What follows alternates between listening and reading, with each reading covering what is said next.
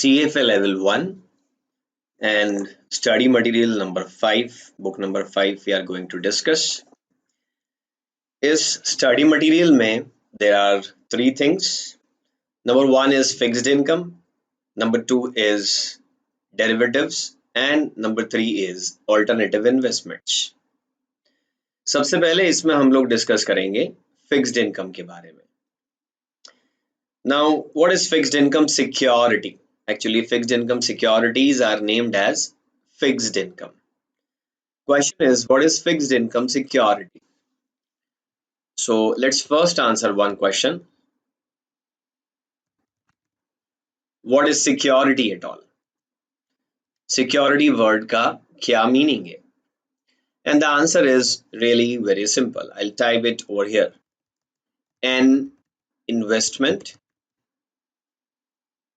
Security एक investment है which may be transferred.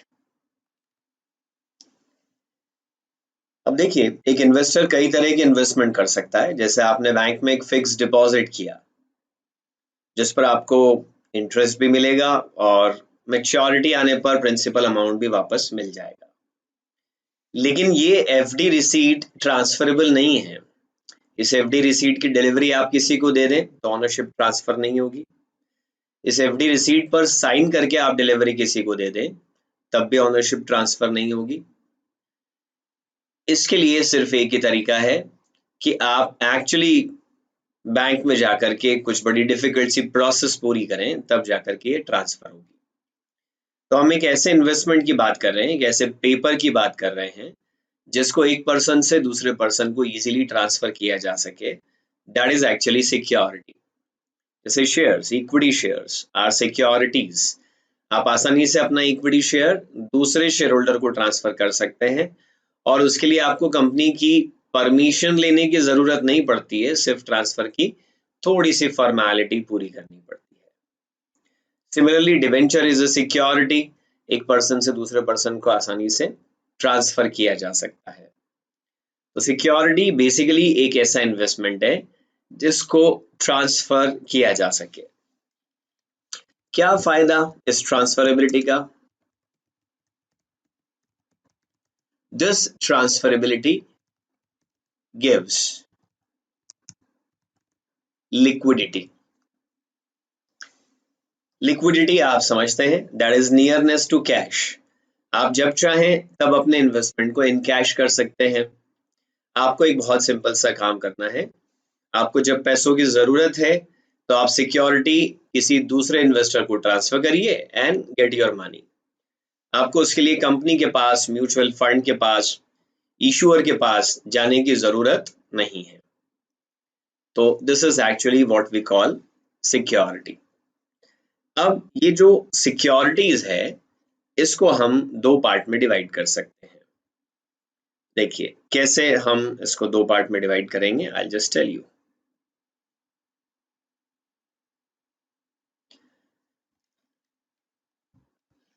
एक तो हम बोलेंगे वेरिएबल इनकम सिक्योरिटी और दूसरा हम कहेंगे fixed income securities. All the securities are of two types, variable income and fixed income. अगर हम इनके एग्जाम्पल की बात करें तो equity share is the best example for variable income security. और fixed income securities की अगर हम बात करें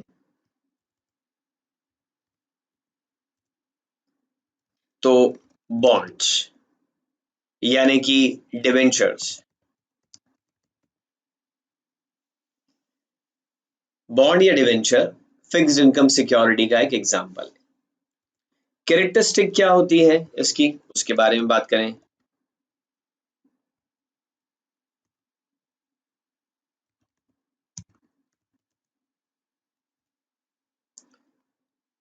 वेरिएबल इनकम सिक्योरिटी में जैसे इक्विटी शेयर की बात कर रहे हैं तो dividend and sale price are uncertain. लेकिन अगर यही हम बॉन्ड्स की बात करें तो कूपन यानी कि interest and redemption price are certain. Variable income securities में हर साल मिलने वाली इनकम अनसर्टेन होती है, लाइक डिविडेंड। किसी साल मिला, किसी साल नहीं मिला, मिला तो भी किसी साल ज्यादा मिल गया और किसी साल कम मिला। और लास्ट में जिस दिन आपको अपने पैसों की जरूरत है और आप इन शेयर्स को सेल करने जाएं तो सेल प्रोसीड भी अनसर्टेन है, एवरीथिंग इज अनसर्टेन।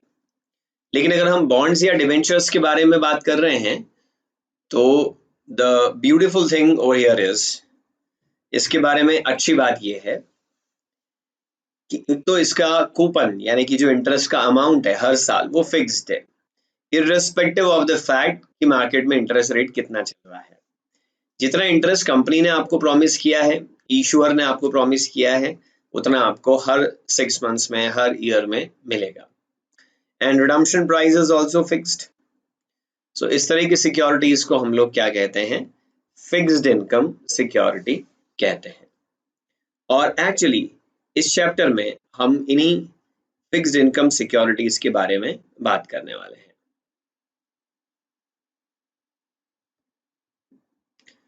चलिए तो थोड़ा सा डिस्कशन हम और करते हैं फिक्स्ड इनकम सिक्योरिटीज के बारे में। देखिए, फिक्स्ड इनकम सिक्योरिटीज से अब आपको एक इंप्रेशन आएगा कि देयर इज नो रिस्क, क्योंकि कूपन भी सर्टेन है और रिडम्पशन प्राइस भी सर्टेन है। लेकिन here I would like to say one thing, certain cash flows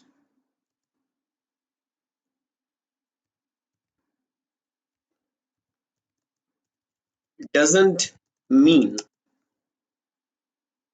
that you don't have any risk. Cash flow certain है तो भी आपको रिस्क तो बेयर करनी ही पड़ेगी।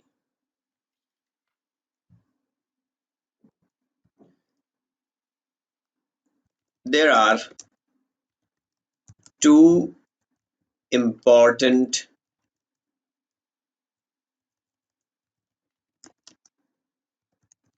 points about fixed income securities.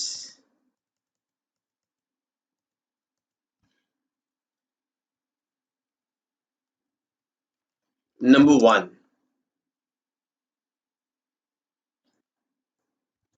when market interest rate, जिसको कि हम कहते हैं bond yield, increases, then bond price reduces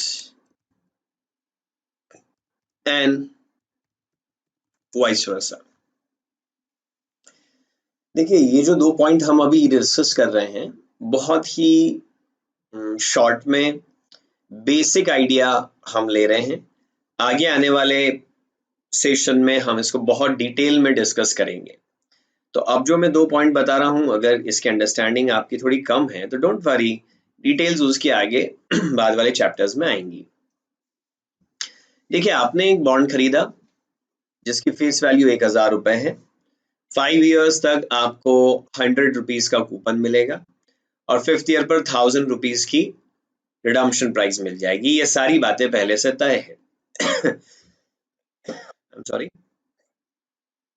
यानी आगे आने वाले 5 साल में 500 रुपए तो आपको कूपन से मिल जाएंगे और 1000 rupees you will be getting from redemption price. Everything is fixed, तो फिर तो कोई रिस्क नहीं है। एक्चुअली अगर आप बॉन्ड को उसकी मैच्योरिटी तक होल्ड करके रखें तब तो कोई रिस्क नहीं है। लेकिन अगर आप बॉन्ड को उसकी मैच्योरिटी के पहले ही सेल कर देना चाहें then there will be risk. कैसे रिस्क है? मार्केट में अगर इंटरेस्ट रेट बढ़ गई, सपोज 10% से बढ़ करके 15% हो गई। अब मार्केट में अगर इंटरेस्ट रेट 15% हो गई, तो ऐसे केस में जो फ्यूचर में कैश फ्लोज आपको मिलना है, उनकी प्रेजेंट वैल्यू कम आएगी और बॉन्ड की fair value and consequently market value reduce हो जाएगी। So if bond yield increases, market rate of return increases, then the bond price will reduce. There is inverse relationship. If yield increases, then price reduces. If yield reduces, then price increases. तो bond की price fluctuate होती रहेगी, क्योंकि market interest rate तो समय समय पर बदलती रहती है, चेंज होती रहती है। तो बॉन्ड प्राइस का फ्लक्चुएशन तो आएगा, और इसी को एक्चुअली हम इंटरेस्ट रेट रिस्क कहते हैं। So even if you are buying fixed income security, it's not like that you are 100% safe and there is no risk. Price fluctuation risk will be there. Number two is related to credit rating.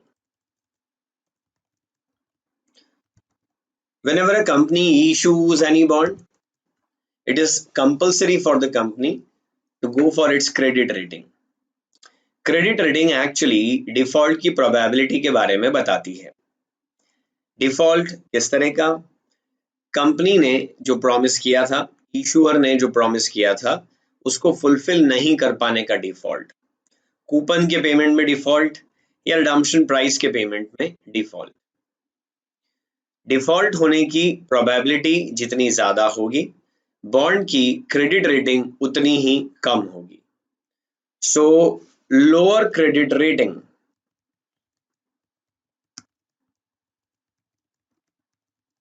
means higher probability of default. Lower credit rating means higher probability of default, means higher risk, means higher expectation of bondholder. अगर bond की credit rating कम है, तो ऐसे case में default होने के chance ज्यादा हैं।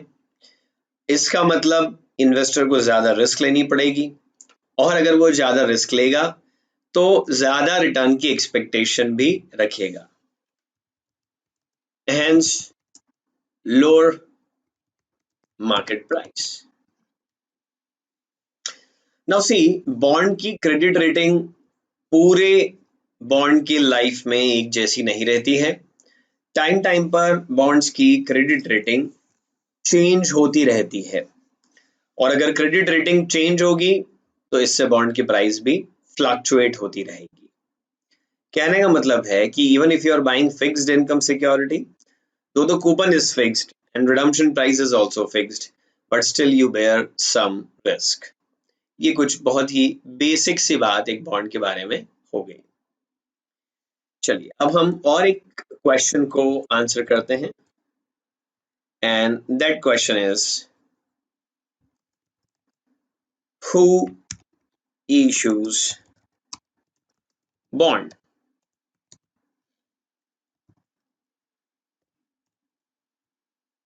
आखिर बॉन्ड इशू कौन करेगा?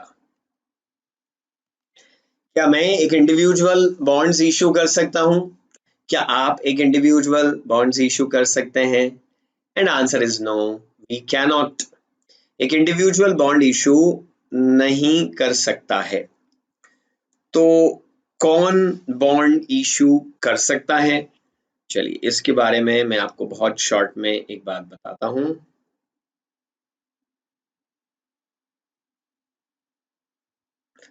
कि कौन बॉन्ड इशू कर सकता है। सबसे पहले तो हम कहें कि बॉन्ड इशू कर सकते हैं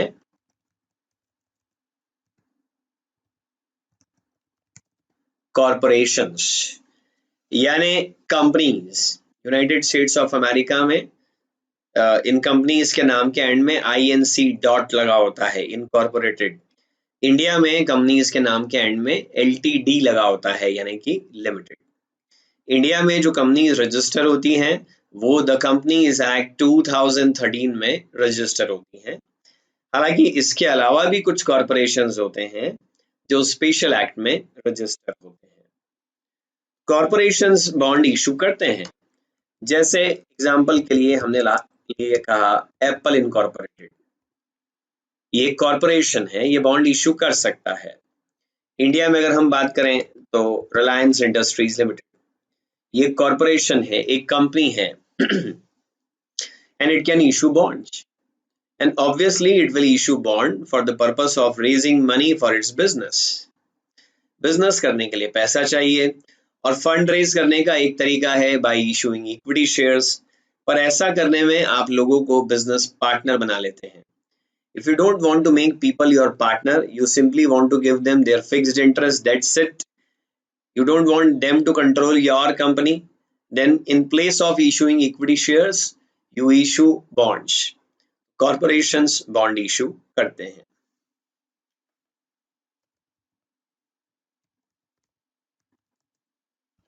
Oh, oops।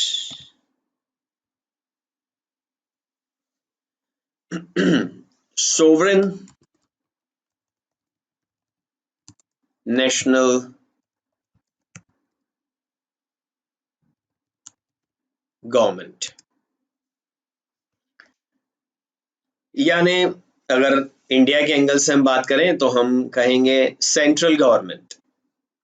जैसे कॉरपोरेशंस को अपने बिजनेस के लिए फंड की जरूरत होती है जो वो बॉन्ड्स के थ्रू रेज करते हैं, सिमिलरली गवर्नमेंट को भी अपने बजट में जो डेफिशिएंसी होती है उसको फुलफिल करने के लिए फंड्स की जरूरत होती है और उसके लिए गवर्नमेंट इशू करती है bonds.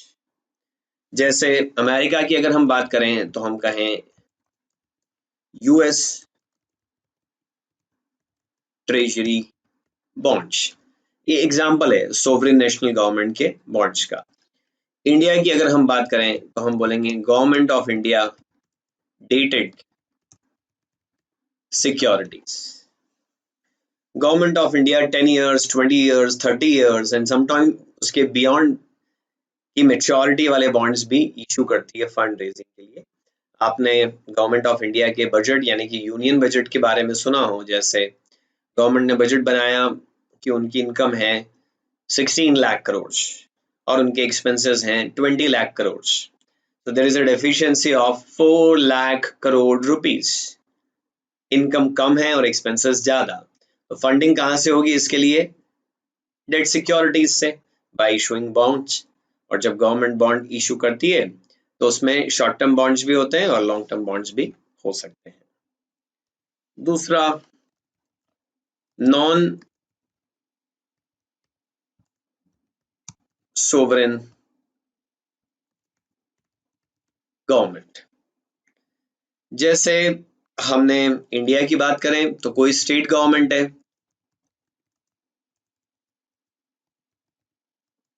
Gujarat state government. Gujarat state government ने अपना बजट बनाया और उसके लिए उनको कुछ पैसों की जरूरत है, तो वो अपने बॉन्ड्स इशू कर सकते हैं। क्वेश्चन अराइजेस कि जब सेंट्रल गवर्नमेंट या स्टेट गवर्नमेंट कोई बॉन्ड इशू करती है तो उस बॉन्ड पर इंटरेस्ट कहाँ से देगी गवर्नमेंट, या रिडम्पशन कैसे करेगी बॉन्ड का, उनके पास उसके लिए पैसा कहाँ से आएगा? And the answer is really simple. Government के पास टैक्स लगाने का पावर है और गवर्नमेंट टैक्स लगा करके अमाउंट रिकवर करती है पब्लिक से और उससे इन बॉन्ड्स का रिडम्पशन कर सकती है। यहाँ हमने एग्जांपल ले लिया, जैसे स्टेट ऑफ कैलिफोर्निया या सिटी ऑफ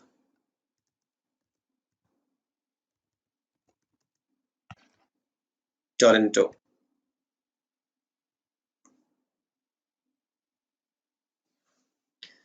ये नॉन सोवरेन गवर्नमेंट बॉन्ड है गवर्नमेंट, मगर स्टेट गवर्नमेंट ने इनको इशू करा है, सेंट्रल गवर्नमेंट ने इस तरह के बॉन्ड इशू नहीं किए हैं। चलिए लेट्स टेक फर्दर एग्जांपल कि और कौन बॉन्ड इशू कर सकता है। Quasi government entities can also issue bonds.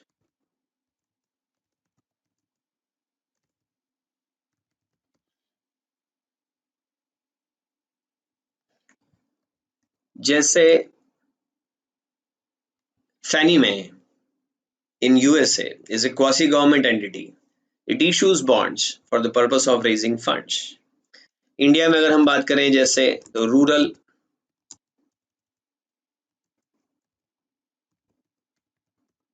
Electric corporation is an example. REC bonds issue करती है और आरईसी एक्चुअली एक पब्लिक सेक्टर अंडरटेकिंग है। आरईसी इटसेल्फ गवर्नमेंट नहीं है, लेकिन आरईसी में majority share holding government of India के पास है, तो ये एक पब्लिक सेक्टर इंटरप्राइज है, ये खुद गवर्नमेंट नहीं है, लेकिन ये भी बॉन्ड्स इशू कर सकती है। और डेफिनेटली जनरली कॉरपोरेशंस के कंपैरिजन में क्वासी गवर्नमेंट एंटिटीज में लोगों का फेथ ज्यादा होगा, उससे भी ज्यादा फेथ स्टेट गवर्नमेंट की सिक्योरिटीज में होगा, और सबसे ज्यादा फेथ लोगों का सेंट्रल गवर्नमेंट की सिक्योरिटीज में होगा, क्योंकि central government will rarely make any default. वहां पर तो पैसा लगाया है तो आपको अपना पैसा वापस जरूर से मिलेगा। Okay, let's discuss now about maturity of the bond.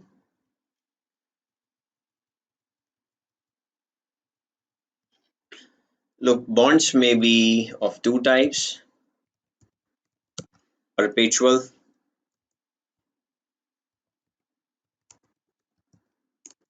and redeemable.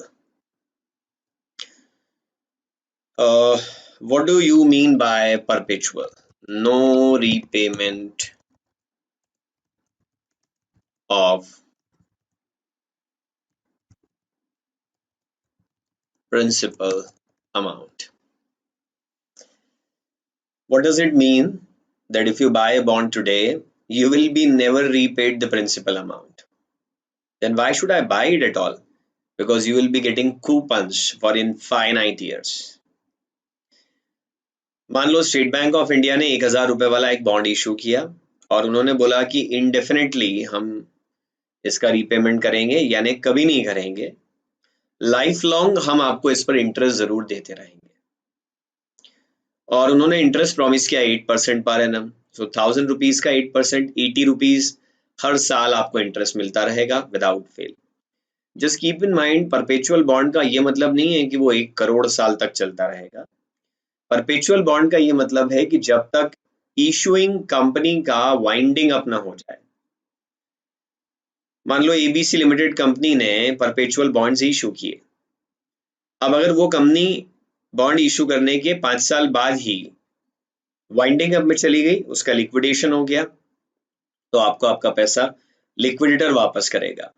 Usually companies poor financial conditions के चलते ही वाइंडिंग अप में जाती हैं, तो ऐसे केस में अगर आपका बॉन्ड सिक्योर्ड नहीं है तो पैसा मिलने की चांसेस बहुत ही कम होते हैं। तो परपेचुअल बॉन्ड में प्रिंसिपल अमाउंट वापस नहीं मिलेगा, लेकिन इंटरेस्ट का पेमेंट आपको रेगुलरली मिलता रहेगा।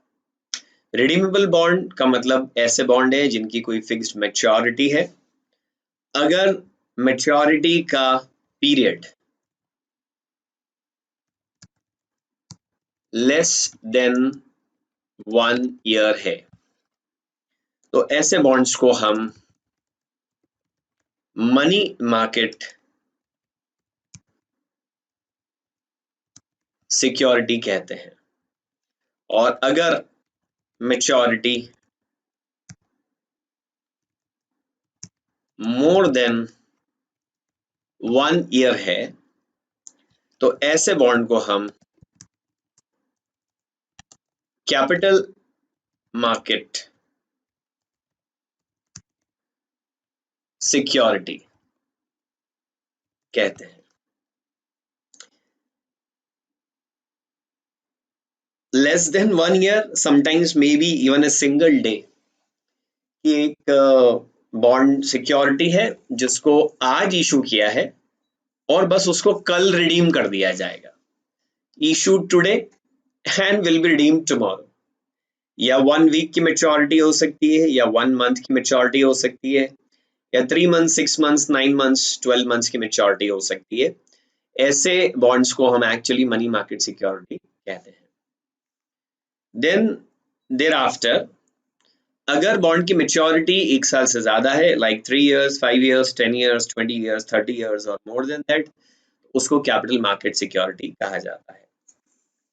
कुछ एग्जांपल्स अगर हम लें तो परपेचुअल बॉन्ड्स की अगर बात करें तो जैसे स्टेट बैंक ऑफ इंडिया ने 2000 करोड़ रुपए के बॉन्ड इशू करे, परपेचुअल बॉन्ड्स, और उसको यस बैंक ने फुल्ली सब्सक्राइब कर लिया। ये एक एग्जांपल है।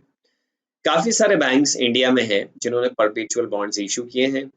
कॉरपोरेशंस या गवर्नमेंट्स यूजुअली परपेचुअल बॉन्ड हमारे देश में इशू नहीं करते।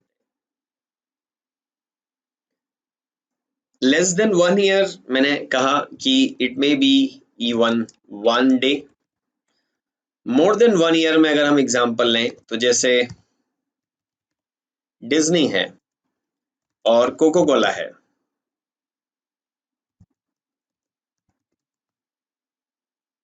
they have issued 100 years maturity bonds. So though it is redeemable, but it is as good as perpetual because you will be getting principal amount from the company after 100 years. पता नहीं 100 years तक company चलेगी कि नहीं, आप रहेंगे या नहीं रहेंगे, बट लॉन्ग मेच्योरिटी के बॉन्ड्स भी इशू होते हैं। This is about bond maturity. Now let's discuss the next point, and that is par value of a bond. Now what is the concept behind par value? देखिए, par value को कुछ और नामों से भी जाना जाता है। It is also named as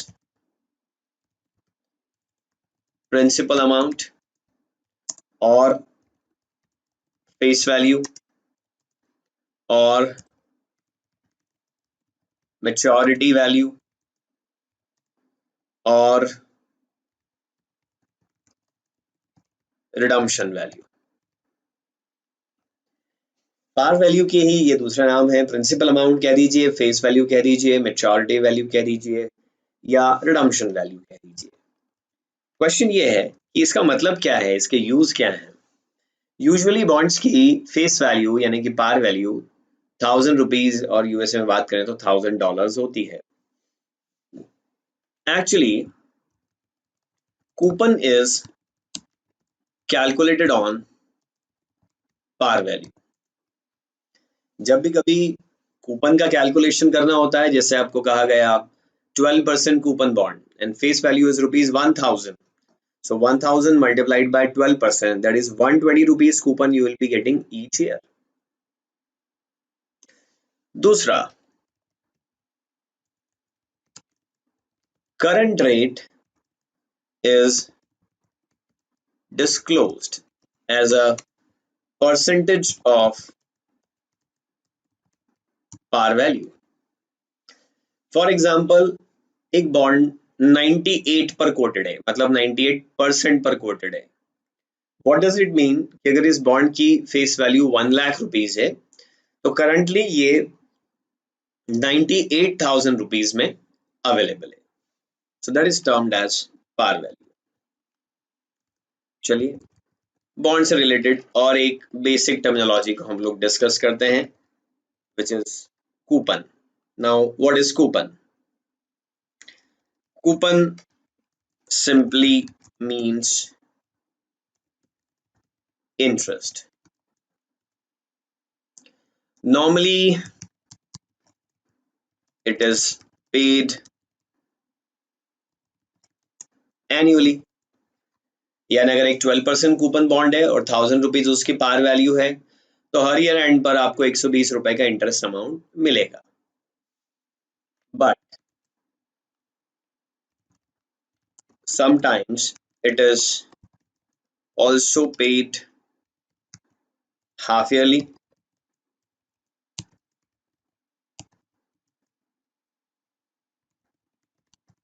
quarterly, or even monthly.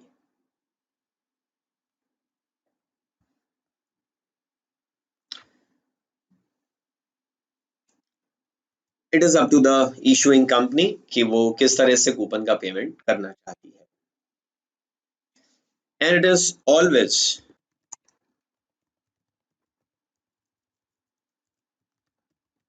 expressed as a percentage of par value. Example के लिए अगर आपको बोला जाए कि it is a 10% coupon bond, 10% semi-annual coupon bond. What does it mean? That if par value of the bond is rupees 1000 and coupon is 10% semi-annual, it means yearly coupon will be 1000 multiplied by 10%, that is 100 rupees. Now it is paid semi-annually, so you won't be getting 100 rupees at the end of the year. Rather, you will be getting 50 rupees at the end of each half year. So 10% semi-annual coupon bond is 50 rupees at the end of each half year. Now there is one more concept which is termed as zero coupon bond, or it is also named as pure discount bond. मतलब एक ऐसा bond जिसमें issuer कोई coupon payment आपको नहीं करेगा. Sir अगर मुझे इंटरेस्ट का पेमेंट नहीं मिलता है then why should I buy that bond at all? Because it is issued at a discount and redeemed at par, or issued at par and redeemed at premium. So basically difference between issue price and redemption price is the rate of return for the investor. Example के लिए if rupees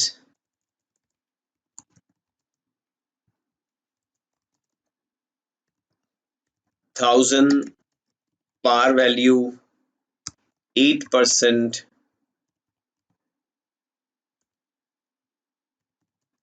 yield bond with maturity of 5 years will be issued at say rupees 681.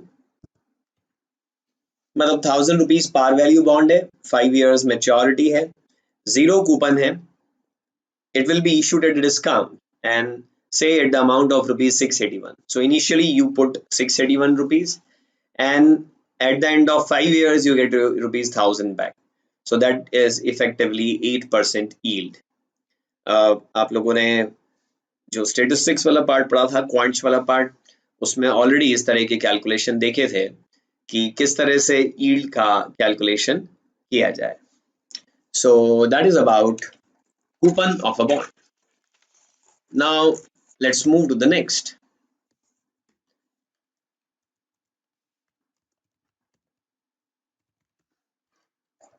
Currencies.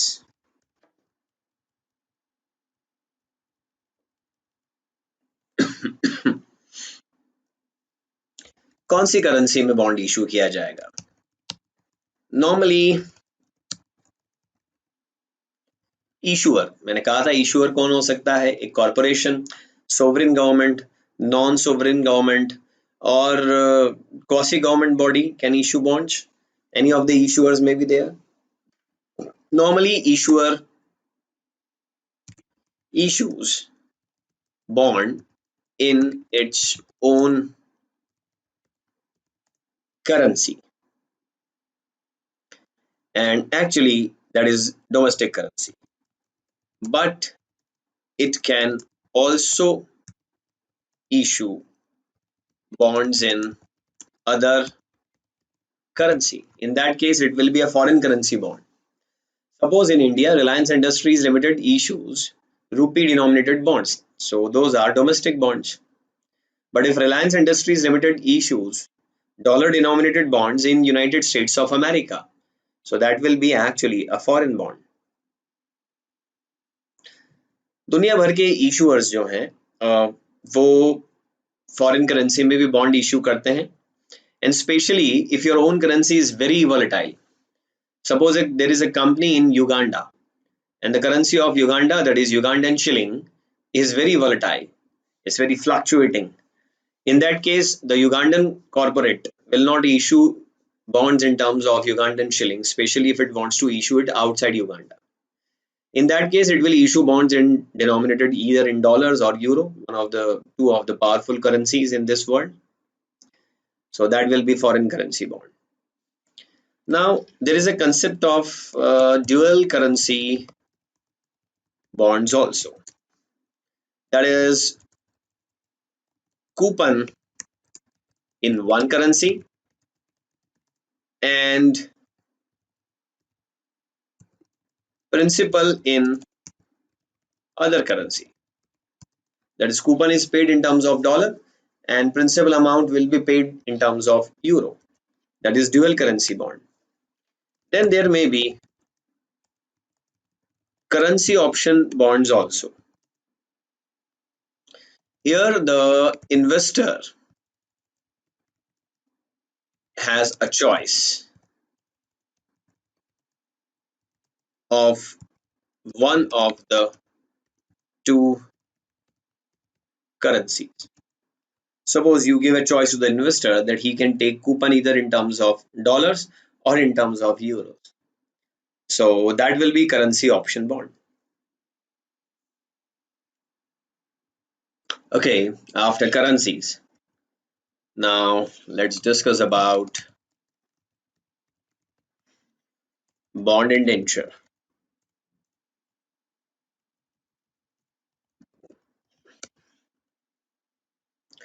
Actually, it is also named as indenture, is also named as trust deed. So you can also name it as bond trust deed. What is this?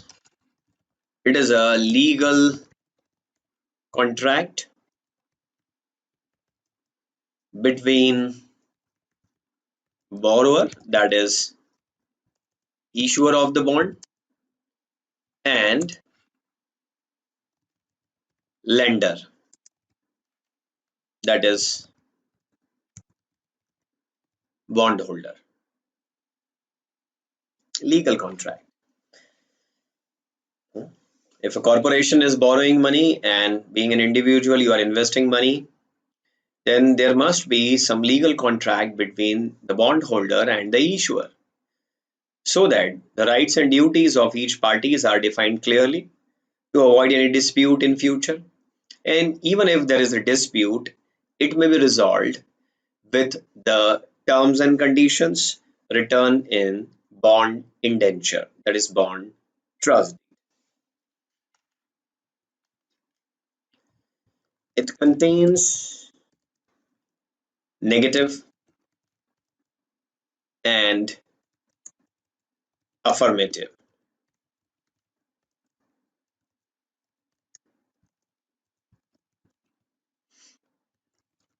Covenants.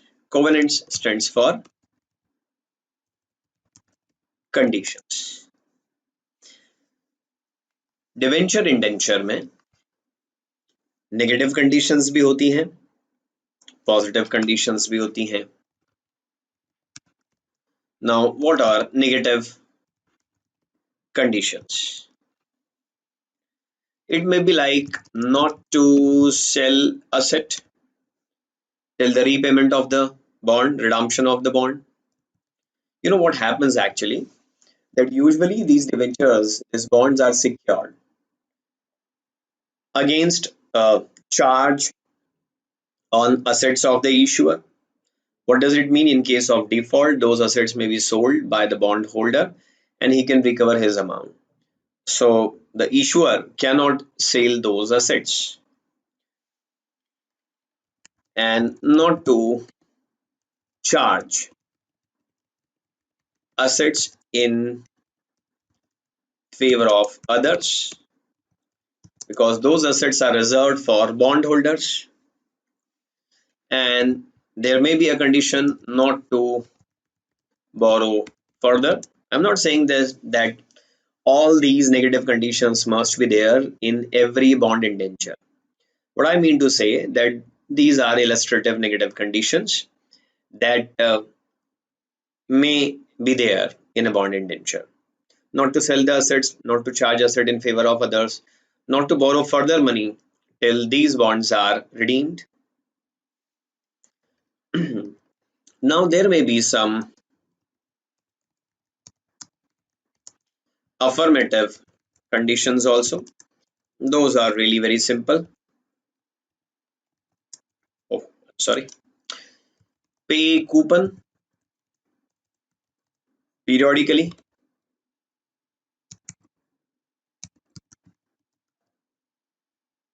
Pay principal at the end of the bond period. Maintain assets and, more important, comply with relevant laws. So these are some affirmative conditions which may be mentioned in the bond indenture. So basically a bond indenture is to protect bondholder. Now there are several other matters which will give you a basic idea about fixed income, like locality. We have discussed it in brief at the beginning of this session, but I'll repeat it again for you. Domestic. Domestic bond means issued in the currency of issuer. Suppose a company in India issues rupee denominated bonds in India. A US company issues dollar denominated bonds in United States of America. This is domestic bond. Now foreign bonds issued in other currency. Suppose a company in India issues dollar denominated bonds in United States of America. Actually, if any company which is not situated in United States of America issues dollar denominated bonds in USA, those are termed as Yankee. Similarly, if companies issue bonds in UK, those are termed as bulldogs. If bonds are issued in Japan by outside companies, it is named as samurai. If bonds are issued in China by the companies which are not situated in China in terms of their currency, that is yuan, then or renminbi, you call it, then this termed as panda. So these are some fancy names for foreign bonds. Now there is one interesting term, euro bonds. Sometimes it may give you an impression that if a bond is issued in Europe or if it is denominated in euros, then only it is a euro bond. But actually the fact is that if issuer of one country issues bond in another country and bonds are denominated in a third country's currency, then it is termed as euro bond. Like Indian company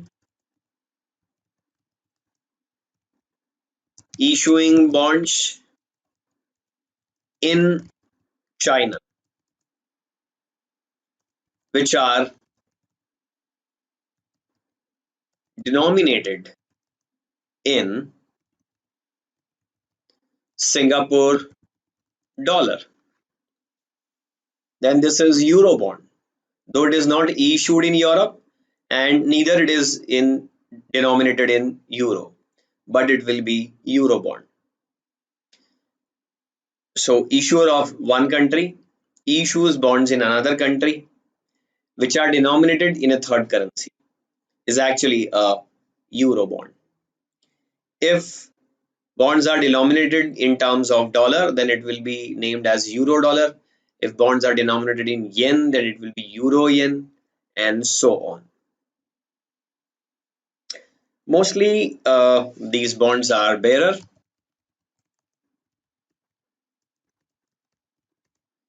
means the only proof of ownership is that you are holding the bond.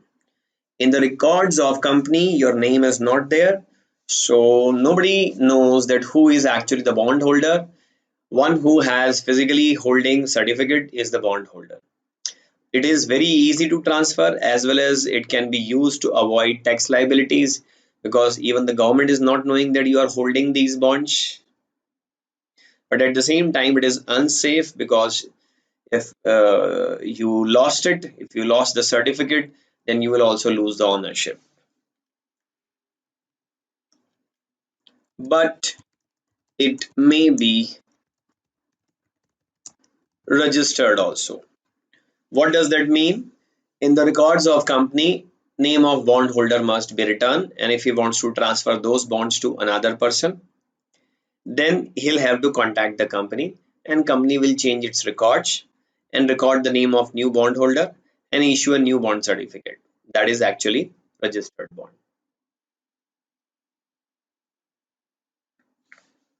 Now there is another term, global.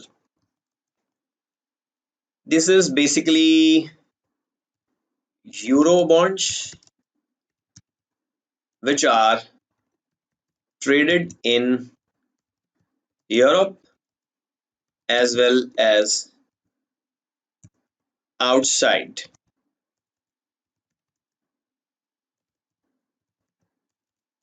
Europe. Means these are traded globally, hence named as global bonds.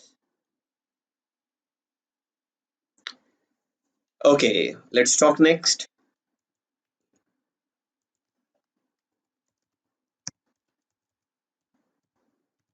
Entity, that is issuer. We have talked about it earlier also, but let's go into further detail of the same.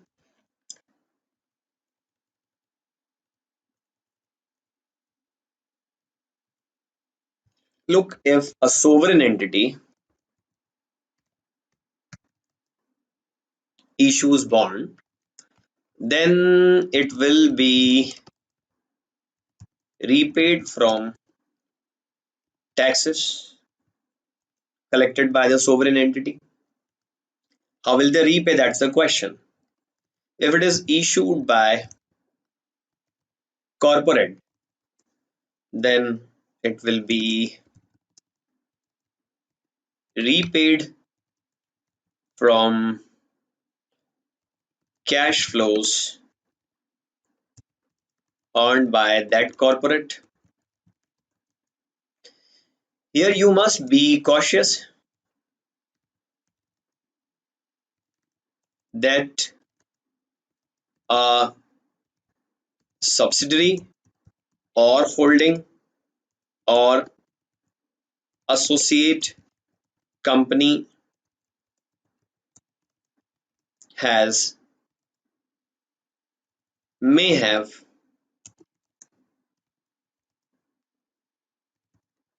different credit rating. What I want to say is, suppose the bonds are issued by Reliance Industries Limited. Now it has got a reputation in the market, so it will get a higher credit rating.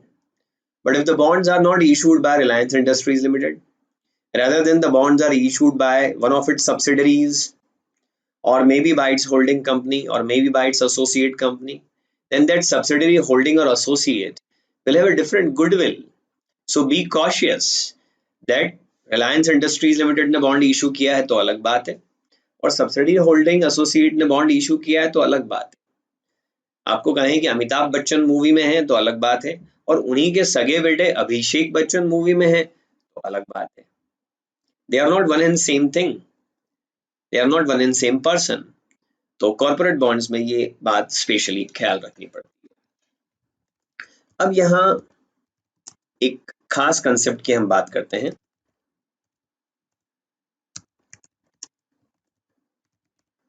special purpose entity, that is SPE. It is also named as special purpose vehicle, that is SPV. Now what happens in this case is कि मान लो एक company है, उसके पास अपनी कुछ assets हैं। जब कोई कंपनी बॉन्ड्स इशू करती है तो उन असेट्स पर चार्ज क्रिएट करती है, और कंपनी ने क्या करा, एक सेपरेट नई कंपनी बना दी, या एक सोसाइटी रजिस्टर करवाई, या एक ट्रस्ट रजिस्टर करवाई, और अपनी कुछ असेट्स उस सोसाइटी ट्रस्ट कंपनी को ट्रांसफर कर दी, जो कि एक नई अलग कंपनी है, सेपरेट लीगल एंटिटी है, जिसको हम स्पेशल पर्पस एंटिटी कह रहे हैं। और फिर ये स्पेशल पर्पस एंटिटी इस असेट पूल की बेसिस पर अपनी सिक्योरिटीज यानी कि बॉन्ड्स इशू करके फंड रेज करेगी।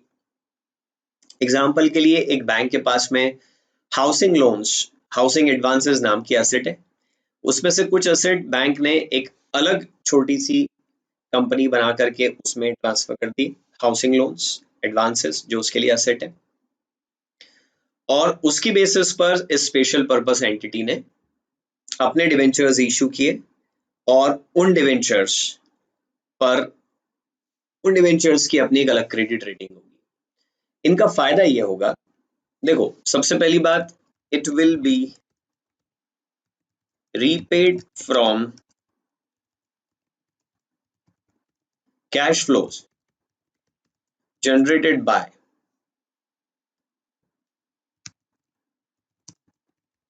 Financial assets held by SP. ICICI bank ने अपने 5,000 करोड़ रुपए के हाउसिंग लोन एक स्पेशल पर्पस एंटिटी को दे दिए। अब इन हाउसिंग लोन से इंटरेस्ट की इनकम भी होगी और प्रिंसिपल का रीपेमेंट भी आएगा। इसी की बेसिस पर स्पेशल पर्पस एंटिटी अपने डिवेंचर्स इशू करती है, और उससे जो पैसा कलेक्ट होता है उससे ICICI बैंक को पेमेंट कर देती है, क्योंकि स्पेशल पर्पस एंटिटी ने ICICI बैंक से 5,000 करोड़ रुपए के हाउसिंग लोन यानी कि एसेट खरीदी है। डिवेंचर इशू करेगी एंटिटी, पैसा आएगा, ICICI बैंक को दे देगी। अब इन लोन से जो इंटरेस्ट और प्रिंसिपल आएगा उससे बॉन्ड्स का इंटरेस्ट और प्रिंसिपल का रीपेमेंट हो जाएगा। इस स्पेशल पर्पस एंटिटी का फायदा है इंसॉल्वेंसी रिमोट। अगर ICICI बैंक ने स्पेशल पर्पस एंटिटी बनाई है और कल को ICICI बैंक की फाइनेंशियल पोजीशन वीक भी हो जाती है, तो स्पेशल पर्पस एंटिटी के जो बॉन्ड होल्डर्स हैं उनको वरी करने की जरूरत नहीं है, क्योंकि उनकी अपनी एसेट्स अलग है, उनका अपना एक सेपरेट पूल है जिसमें से उनको सर्व किया जाएगा। सो that is the concept of special purpose entity. Now let's talk about next, that is actually security. Now you can see that as far as bond security is concerned, bond may be either secured or it may be or it may be unsecured. Number one, it is secured. Number two, it is unsecured. If the bonds are secured, what does it mean? That some of the assets of the issuing entity are charged in favor of the bond holder. What does it mean? That in case of default in repayment of interest or principal amount, bond holder can simply get appointed one receiver. That receiver will take that property which has been charged in favor of bond holders, और उस property को वो बिकवा देंगे और अपना पैसा वसूल कर लेंगे। सो उनको कोर्ट केसेस लड़ने की और कंपनी को वाइंडिंग अप में ले जाने की जरूरत नहीं है। लेकिन अगर अनसिक्योर्ड डिवेंचर्स हैं और कंपनी रीपेमेंट करने में या इंटरेस्ट पे करने में डिफॉल्ट करती है, तो कंपनी पर सूट फाइल करने के अलावा उनके पास में और कोई चॉइस नहीं होगी, और उन सारी लीगल एक्शंस में बहुत ज्यादा समय लगता है। इसको भी हम दो कैटेगरी में डिवाइड कर सकते हैं, senior and subordinate. Unsecured debenture दो कैटेगरी के हो सकते हैं। अगर अनसिक्योर्ड डिवेंचर्स के रीपेमेंट का मौका आता है और पैसा कम पड़ जाता है और दो कैटेगरी के डिवेंचर हैं, तो पहले सीनियर डिवेंचर होल्डर्स को रीपेमेंट किया जाएगा, और उसके बाद में अगर कुछ पैसा बचता है तो सबऑर्डिनेट डिवेंचर्स का रीपेमेंट होगा। तो there may be a question, sir then who will buy unsecured debenture, especially subordinate unsecured? Everybody will buy either senior unsecured or they will buy secured. But look, if you buy secured debentures, you'll get less amount of coupon. Company will offer lower interest rate. If you buy senior unsecured, you'll get comparatively higher interest. And if you buy subordinate unsecured, then you will be offered even higher coupon, higher interest. So it's up to you that how much risk do you want to take. Accordingly, you can select security. अब अगर हम secured debentures या secured bonds के बारे में बात करें, तो जिस तरह की सिक्योरिटी बॉन्ड होल्डर्स को ऑफर की जाती है, बॉन्ड का नाम कुछ उस तरह का हो जाता है। जैसे अगर सिक्योरिटी में कुछ इक्विपमेंट्स दे दिए जाएं, तो ऐसे केस में बॉन्ड का नाम होगा equipment trust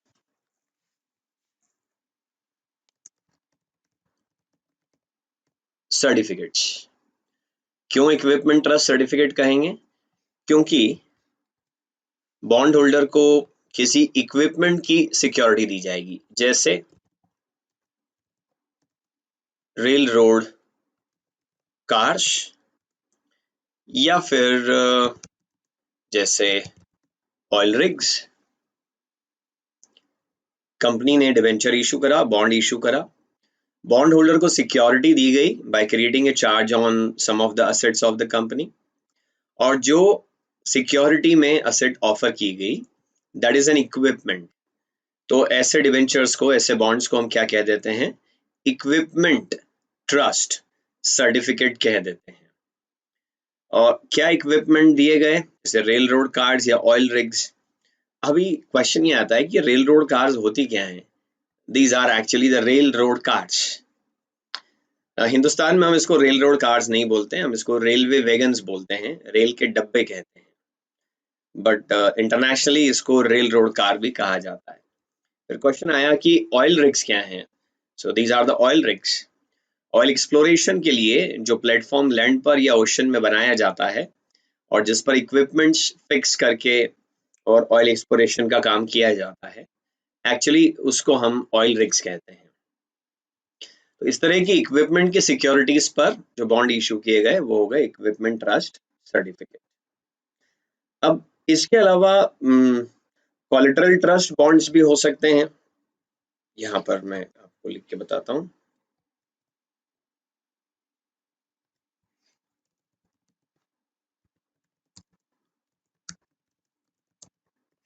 collateral trust bonds, collateral trust bonds में सिक्योरिटी के बतौर फाइनेंशियल असेट्स ऑफर की जाएगी बॉन्ड होल्डर्स को। आई होप आप इस सिक्योरिटी वर्ड को समझ रहे हैं। जैसे आप बैंक से जब लोन लेने के लिए जाते हैं, हाउसिंग लोन, आपने बैंक को बोला कि मुझे लोन चाहिए, बैंक ने बोला कि आपके पास कोई इनकम प्रूफ है, आपने अपनी सैलरी स्लिप बैंक को दे दी।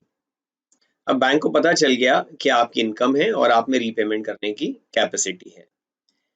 इसके बाद भी बैंक क्या करेगा कि जो मकान आप खरीद रहे हैं, जिसके लिए आप एक्चुअली लोन ले रहे हैं, उस मकान के ऑनरशिप के पेपर्स, डॉक्यूमेंट ऑफ टाइटल, जिसको आप रजिस्ट्री कहते हैं, वो बैंक के पास में हाइपोथिकेट हो जाएगी वो पेपर्स, यानी उस प्रॉपर्टी पर एक्चुअली एक मॉर्गेज क्रिएट हो जाएगा। इस चीज को हम सिक्योरिटी कहते हैं, सो दैट अगर आप कल को डिफॉल्ट करें तो सिक्योरिटी को सेल करके और बैंक अपना पैसा वसूल ले। The same thing goes with debenture holders और बॉन्ड होल्डर्स ऑल्सो। कंपनी ने उनसे पैसा लिया है, उनको बॉन्ड सर्टिफिकेट दिया है, अगर कंपनी डिफॉल्ट करे तो कोर्ट केस करने के अलावा भी कोई चॉइस होनी चाहिए, and that choice is to exercise the security. जिस असेट पर चार्ज क्रिएट किया गया है उस असेट को सेल करके वो अपना पैसा रिकवर कर सके। तो इक्विपमेंट ट्रस्ट सर्टिफिकेट्स में इक्विपमेंट्स को चार्ज किया जाता है, और कोलेटरल ट्रस्ट बॉन्ड में फाइनेंशियल असेट्स को चार्ज कर दिया जाता है। Financial assets such as stocks, bonds, etc. There may be other types of financial assets also. अब इस सिक्योर्ड की ही कैटेगरी में अगर मैं एक बात करूं, तो जो सबसे पॉपुलर डिवेंचर टाइप होता है वो है, आई am sorry, mortgage backed securities और MBS। ये एक बहुत ही पॉपुलर फॉर्मेट है सिक्योर्ड डिवेंचर्स का। मॉर्गेज बैक्ड सिक्योरिटीज, यहाँ का काम करने का तरीका थोड़ा सा अलग होता है।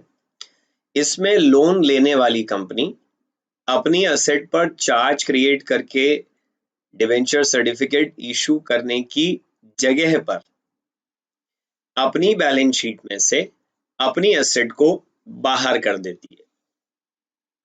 रेदर देन कि मैं अपनी एसेट पर चार्ज क्रिएट करूं, मैं एक कॉरपोरेशन हूं, मैं एक बैंक हूं, मैं एक बॉन्ड इशूअर हूं, तो मैं अपनी एसेट पर चार्ज क्रिएट करने की जगह जिस एसेट पर मैं चार्ज क्रिएट करना चाहता हूं उस एसेट को अपनी बैलेंस शीट से बाहर निकाल देता हूं।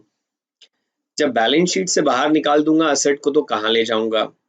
उसके लिए मैं एक नई कंपनी या ट्रस्ट या सोसाइटी रजिस्टर करवाता हूं जिसको स्पेशल पर्पस व्हीकल या स्पेशल पर्पस एंटिटी कहा जाता है, और अपनी एसेट की ओनरशिप मैं उस एंटिटी को ट्रांसफर कर देता हूं, और इस एसेट पूल की बेसिस पर वो स्पेशल पर्पस एंटिटी SPE अपने डिवेंचर्स मार्केट में पब्लिक को सेल करती है। और ज्यादा करके जो एसेट यहाँ पर SPE को दी जाती है इशूअर के द्वारा वो मॉर्गेजेस होते हैं। मॉर्गेजेस मतलब जो लोगों ने हाउसिंग लोन लिए हैं, कार लोन लिए हैं और अपनी मकान को, कार को बैंक के पास में मॉर्गेज कर दिया है, वो लोन लेने वाले की लायबिलिटी है, लेकिन बैंक के लिए वही क्या है? एसेट है। तो बैंक की बुक्स में वो जो हाउसिंग लोन है उसको हम क्या कहते हैं? मॉर्गेज कहते हैं, मॉर्गेजेस कहते हैं, मॉर्गेज लोन या सिंपली मॉर्गेजेस कहते हैं। वो मॉर्गेजेस बैंक अपनी बैलेंस शीट से निकाल के SPE को दे देता है, ऑनरशिप ट्रांसफर कर देता है। देखिए, फंडिंग करने के दो तरीके हैं। एक तो आप अपनी ही बैलेंस शीट में डिवेंचर की लायबिलिटी बढ़ाइए और असेट साइड में डिवेंचर से आने वाला कैश बढ़ जाएगा, और दूसरा of the balance sheet funding है, मतलब अपनी बैलेंस शीट में ज्यादा लोन मत दिखाइए, इससे आपकी बैलेंस शीट बुरी दिखेगी। ये काम एक सेपरेट एंटिटी बना के उसकी बैलेंस शीट में करिए। उसके लिए आपने अपने मॉर्गेजेस SPE को ट्रांसफर कर दिए, उस मॉर्गेज की बेसिस पर SPE ने अपने डिवेंचर्स मार्केट में सेल करे, उन्हीं डिवेंचर्स को हम कहते हैं मॉर्गेज बैक्ड सिक्योरिटीज और MBS। और पब्लिक ने इस फेथ पर ये MBS खरीद लिए कि मॉर्गेजेस से जो प्रिंसिपल का रीपेमेंट आएगा और जो इंटरेस्ट का पेमेंट आएगा उससे MBS का रीपेमेंट हो जाएगा और MBS पर इंटरेस्ट दिया जा सकेगा। तो पब्लिक को MBS सेल करके जो कैश SPE के पास आएगा, SPE उस कैश को इशूइंग बैंक को, ओरिजिनेटिंग बैंक को दे देगा। तो डिफरेंस क्या आया? वैसे इशूअर की बैलेंस शीट में लायबिलिटी साइड में डिवेंचर बढ़ते, असेट साइड में कैश बढ़ता। अभी इशूअर की बैलेंस शीट के असेट साइड से कुछ असेट्स कम हो गई, मॉर्गेजेस, और असेट साइड में कैश बढ़ गया, बैलेंस शीट का टोटल रहा सेम और लिक्विडिटी आ गई। इसको of the balance sheet financing कहते हैं। इसका फायदा इशूअर के लिए यह है कि उसकी बैलेंस शीट डेट लोडेड नहीं दिखती है कि उन्होंने बहुत सारा लोन लिया है। इसका इन्वेस्टर को भी बड़ा फायदा मिलता है, वो ये कि अगर इशूइंग कंपनी, इशूइंग बैंक अगर कल को इंसॉल्वेंट हो जाए तो भी MBS होल्डर को कोई फर्क नहीं पड़ता है, क्योंकि उनकी एक छोटी सी कंपनी अलग है, उसमें अच्छी क्वालिटी के मॉर्गेजेस ऑलरेडी दिए जा चुके हैं। अगर ये बैंक, ये कंपनी डूब भी जाए तो जो SPE है, that's a separate legal entity, वो MBS होल्डर का पैसा मॉर्गेजेस से मिलने वाले पैसे से चुका पाएगी। इस अरेंजमेंट को करने का पर्पस ही इंसॉल्वेंसी रिमोट है। चलो मैं इसको थोड़ा सा और डिटेल में आपको अगर समझाऊं, मान लो एक बैंक है आईसीआईसीआई बैंक, इसको ओरिजिनेटर कहा जाता है। ये जो पूरा प्रोसेस अभी मैंने आपको एक्सप्लेन किया एमबीएस का, एक्चुअली इसी को सिक्योरिटाइजेशन कहते हैं। What do you call it? Securitisation.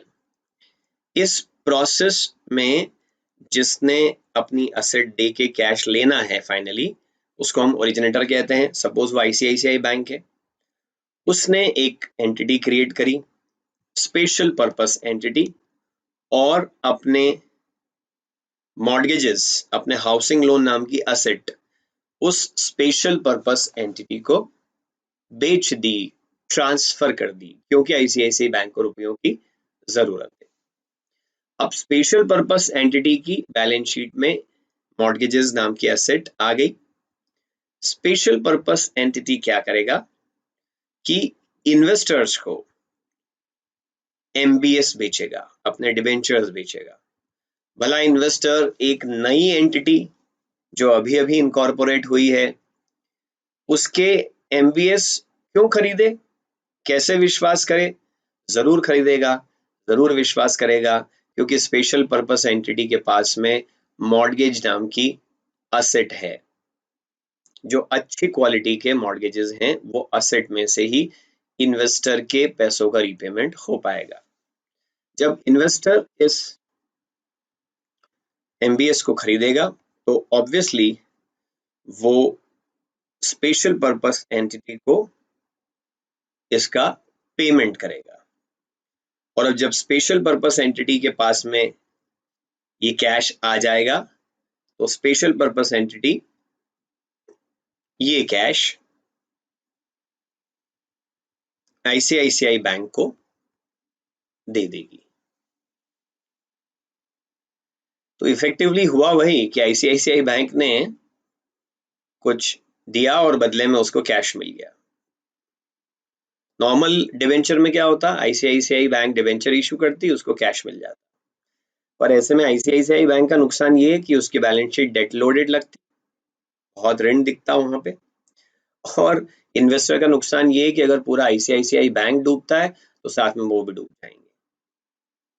यहाँ पर बीच में एक एंटिटी क्रिएट कर दी, इससे ओरिजिनेटर यानी आईसीआईसीआई बैंक का बेनिफिट ये कि उसको off the balance sheet funding मिल गई, उसकी बैलेंस शीट में लोन नाम की लाइबिलिटी अभी नहीं दिखेगी।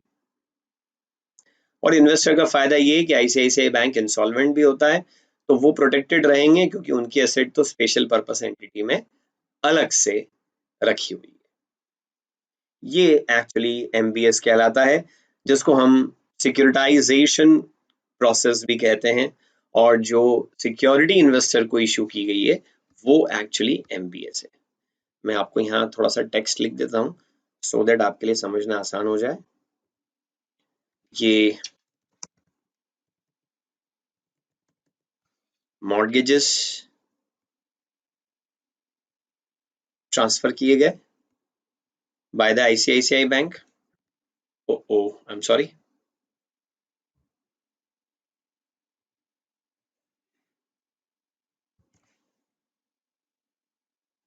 और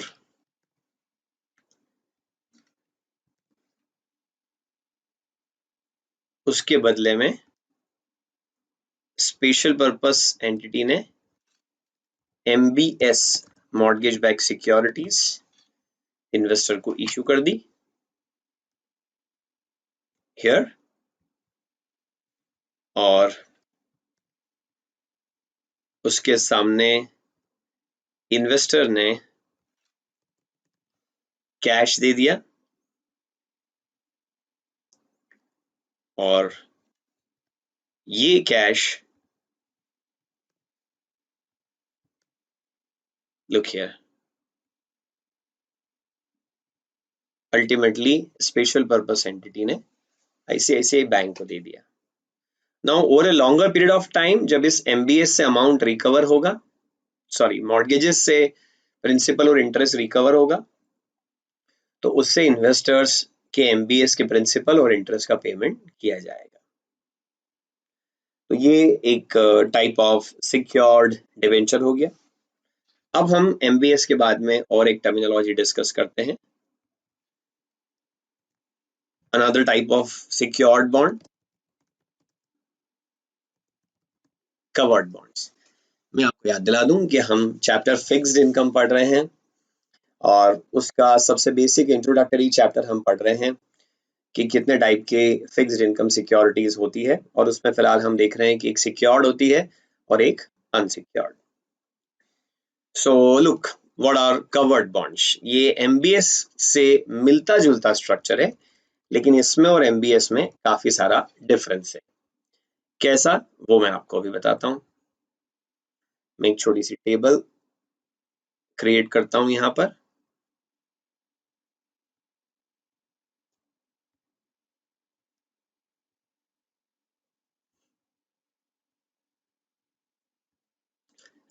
एक तो मैं लेता हूं कवर्ड बॉन्ड्स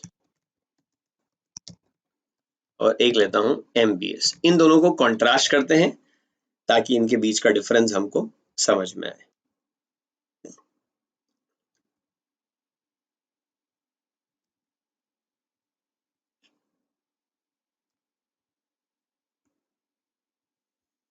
ओके, एमबीएस में क्या होता है?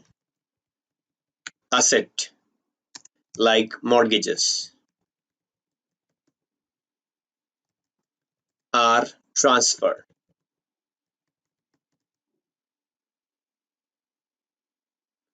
to SPE। जो इशूइंग कंपनी है वो अपनी एसेट एसपीई को ट्रांसफर कर देती है। और कवर्ड बॉन्ड्स में क्या होता है? asset remains on the balance sheet of issuing corporation। This is how it happens। तो आप कहेंगे फिर तो ये बिल्कुल नॉर्मल डिवेंचर हो गया, क्योंकि एसेट तो वहीं की वहीं पर है।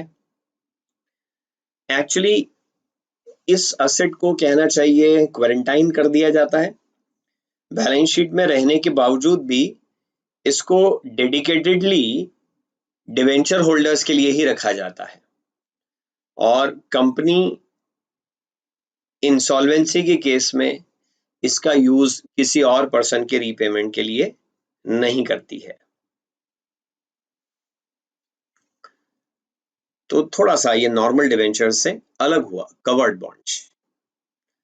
एमबीएस में तो एसेट स्पेशल पर्पस एंटिटी को ट्रांसफर हो गई। कवर्ड बॉन्ड में वो एसेट इशूअर की बैलेंस शीट पर ही रह गई, लेकिन उसको डेडिकेटेडली किसके लिए रखा गया? उन बॉन्ड होल्डर्स के लिए जिनको ये एसेट सिक्योरिटी के बतौर दी गई है। अब जब चूंकि एसेट इशूअर की बैलेंस शीट पर ही है, तो issuer need to replace non performing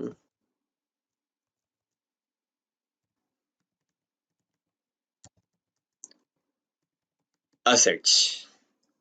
अगर इस पूल ऑफ एसेट्स में से कोई एसेट्स नॉन परफॉर्मिंग हो जाए तो इशूअर को वो एसेट रिप्लेस करके अच्छी एसेट देनी पड़ेगी। No such liability of issuer here, क्योंकि उसने तो एक बार अपनी एसेट एसपीई को बेच दी। अगर वो अच्छी है तो भी एसपीई की है, और अगर वो नॉन परफॉर्मिंग है तो भी एसपीई की है। लुक हियर, इंसॉल्वेंसी रिमोट यहां भी है और इंसॉल्वेंसी रिमोट यहां भी है। एमबीएस में सेपरेट एंटिटी क्रिएट करके इंसॉल्वेंसी रिमोट है, और कवर्ड बॉन्ड्स में वही एसेट को वहां सेग्रीगेट करके इंसॉल्वेंसी रिमोट है। ऑब्वियसली एमबीएस का इंसॉल्वेंसी रिमोट ज्यादा इफेक्टिव होगा as compared to covered bonds. चलिए अब एक नया कंसेप्ट हम डिस्कस करते हैं सिक्योरिटी के ही मामले में।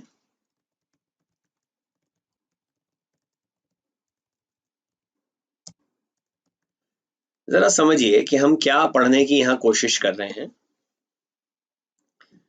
कि जब बीइंग एन इन्वेस्टर आप अपना पैसा किसी सिक्योरिटी में लगाते हैं, तो क्यों लगाते हैं? सो दैट आप उसके ऊपर इंटरेस्ट इनकम अर्न कर सकें। But at the same time आपको एक चिंता भी होती है, और वो ये कि कहीं इंटरेस्ट कमाने के चक्कर में आपका प्रिंसिपल ही ना डूब जाए। तो आपकी इस चिंता को दूर करने के लिए इशूइंग कंपनी या जो भी कोई इशूअर है, वो अपने बॉन्ड्स का क्रेडिट इनहेंसमेंट, क्रेडिट अपग्रेडेशन भी कर सकता है।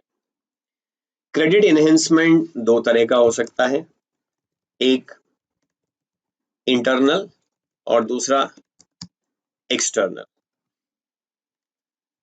इंटरनल क्रेडिट इनहेंसमेंट का मतलब, अगर एमबीएस है तो उसी में इंटरनली कुछ इस तरह से स्पेशल पर्पस एंटिटी के अंदर ही अरेंजमेंट किए जाएं, जिससे कि इस एमबीएस की क्रेडिबिलिटी बढ़ जाए, इसकी साख, इसकी गुडविल बढ़ जाए। और एक्सटर्नल मतलब कोई आउटसाइड एंटिटी इस बात का अश्योरेंस दे कि अगर ये पैसा डूबता है तो हम इसको अपनी पॉकेट से पे करेंगे।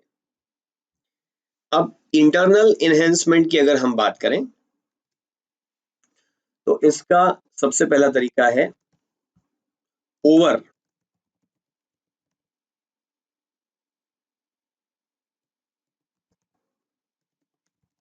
कोलेटराइजेशन। चार तरीके हैं जो हम यहाँ पढ़ने वाले हैं। पहला है ओवर कोलेटराइजेशन।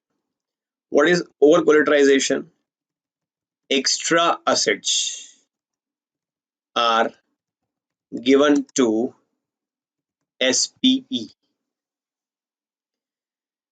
मान लो 200 करोड़ रुपीस के एमबीएस इशू करना थे, तो वैसे तो उसके लिए 200 करोड़ के मॉर्गेजेस ट्रांसफर किए जाने चाहिए एसपीई को, लेकिन आपने 10% एक्स्ट्रा 220 करोड़ के मॉर्गेजेस एसपीई को ट्रांसफर कर दिए।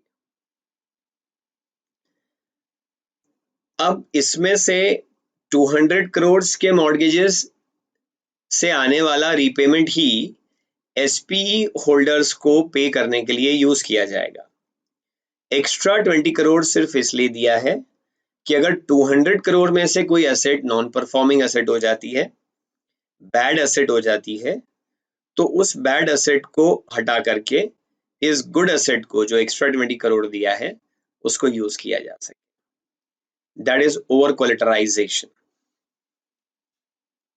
कुछ ज्यादा आपने दे दिया, ज्यादा कंज्यूम करने की इजाजत नहीं है, ज्यादा इसलिए दिया कि कुछ खराब हो जाए तो अच्छे वाले से उसको रिप्लेस किया जा सके। इंटरनल क्रेडिट इन्वेस्टमेंट का दूसरा तरीका है cash reserve funds. Here cash is set aside.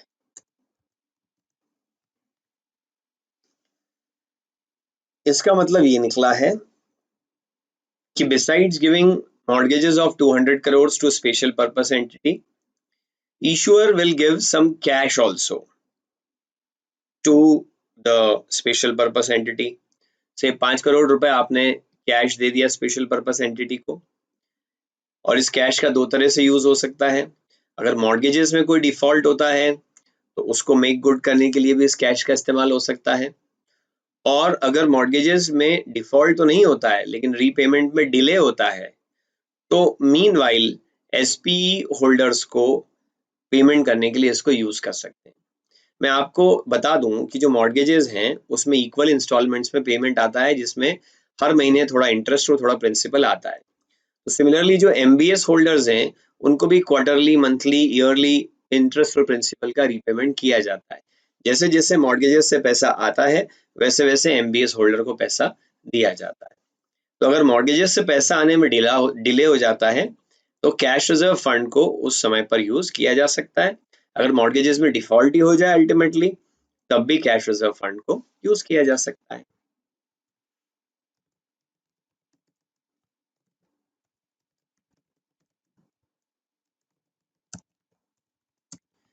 Access spread. Account. 'Excess spread account'. 'Excess spread account' is a spread account. 'Excess spread account' is a spread account that is used to actually इसमें क्या किया जाता है, yield, sorry for the typographical errors, I'll keep on doing this, please excuse me. Yield on bond is kept less than yield on asset. For example, अगर asset पर 10% की yield है तो bonds पर आपने 8% की yield ही सेट करी है। कहने का मतलब ये है कि MBS होल्डर को हम 8% इंटरेस्ट देना चाहते थे और हमने उनको मॉर्गेज के बतौर ऐसी एसेट दिए जिनमें 10% इंटरेस्ट की अर्निंग हो। तो जो 2% एक्स्ट्रा इंटरेस्ट आएगा वो एक्चुअली MBS होल्डर को नहीं दिया जाएगा, वो सेफ्टी पर्पज से रखा जाएगा कि अगर कहीं कोई डिफॉल्ट होता है मॉर्गेजेस में तो ये जो एक्सेस स्प्रेड है इसका इस्तेमाल MBS होल्डर्स को पेमेंट करने के लिए किया जा सके।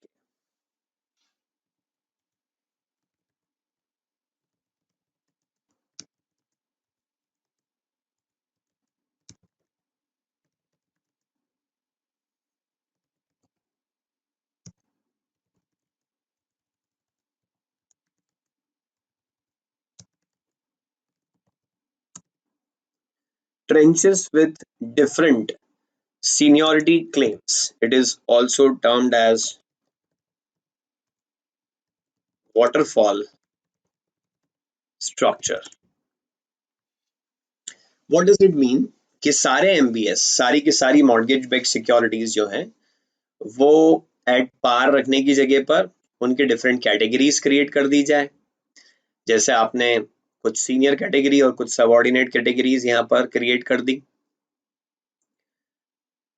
और जो सीनियर कैटेगरी है वो इन्वेस्टर को ऑफर कर दी जाए और जो सबऑर्डिनेट कैटेगरी है वो इशूअर खुद ही सब्सक्राइब कर ले, अपने ही पास रख ले।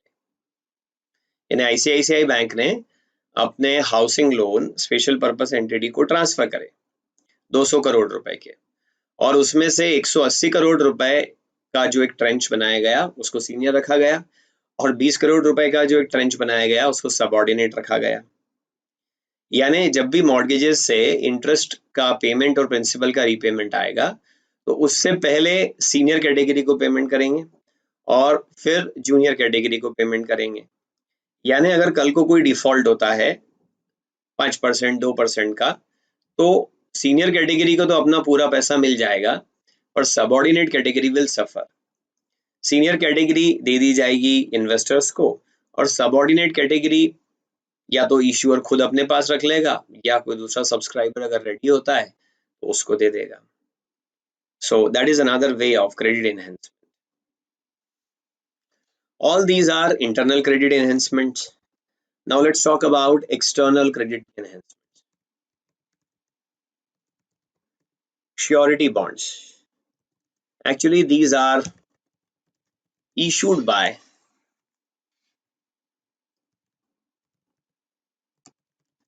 insurance companies and promises to make up any shortfall in cash available. ICICI bank ने अपनी एसेट SPE को दे दी, SPE ने उसकी बेसिस पर MBS नाम के बॉन्ड्स इशू कर दिए। MBS होल्डर्स को MBS में भरोसा दिलाने के लिए एक third entity suppose ICICI prudential या ICICI लोम्बार्ड ने कुछ श्योरिटी बॉन्ड फिलअप करा जिसमें MBS होल्डर्स को ये भरोसा दिलाया गया कि अगर MBS के रीपेमेंट में कोई भी डिफॉल्ट होता है तो उतना जो भी शॉर्टफॉल है वो इंश्योरेंस कंपनी अपनी पॉकेट से देगी। तो इसमें इंश्योरेंस कंपनी का क्या एडवांटेज हुआ, उसको इसके बदले में प्रीमियम मिलेगी जो प्रीमियम या तो इशूइंग कंपनी या फिर स्पेशल पर्पस एंटिटी पे करेगी जो भी पहले से डिसाइड हुआ। थर्ड पार्टी गारंटी यहाँ पर MBS होल्डर्स को मिल जाएगी। bank guarantee. Same as above, except that it is given by a bank, not by any insurance company.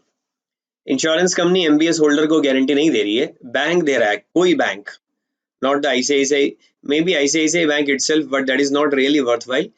ICICI bank की जगह कोई दूसरा बैंक यहाँ पर एमबीएस होल्डर्स को गारंटी देगा कि अगर इस एमबीएस के रीपेमेंट में डिफॉल्ट हुआ तो it will be made good by that bank. तो बैंक को इसमें क्या मिलेगा? Guarantee commission. Letter of credit, promise to lend money to the issuing entity if it does not have enough cash, or to the issuing entity or to the SPE as the case may be। यहाँ पर इस बात की guarantee नहीं दी जा रही है कि अगर कुछ डिफॉल्ट हो गया तो उसको मेक गुड किया जाएगा, बल्कि इस बात की गारंटी दी जा रही है कि अगर कोई डिले होता है, एसपीई के पास जो मॉर्गेजेस हैं वो बैड तो नहीं हुए लेकिन उनसे पेमेंट आने में डिले हो रहा है, मीनवाइल एमबीएस होल्डर्स को पैसा कहाँ से दें? तो उसके लिए कोई बैंक, कोई एंटिटी ने लेटर ऑफ क्रेडिट दिया है कि वो टेम्परेरीली एसपीई को लोन देंगे जिससे एसपीई बॉन्ड होल्डर्स का रीपेमेंट सही समय पर कर सके। चलिए, तो ये एक बात हुई।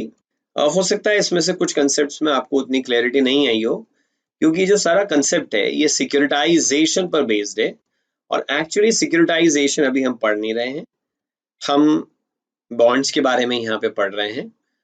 तो उसमें एक रेफरेंस आया इसलिए हम लोगों ने इसको पढ़ा। टैक्सेशन ऑफ बॉन्ड्स के बारे में अब हम लोग बात करते हैं। इनकम टैक्स, जब भी आप पैसा कमाते हैं गवर्नमेंट आपसे टैक्स लेती है, सेंट्रल गवर्नमेंट। इसमें पहले हम इंटरेस्ट इनकम की बात कर लेते हैं। Interest income is taxable at normal rate.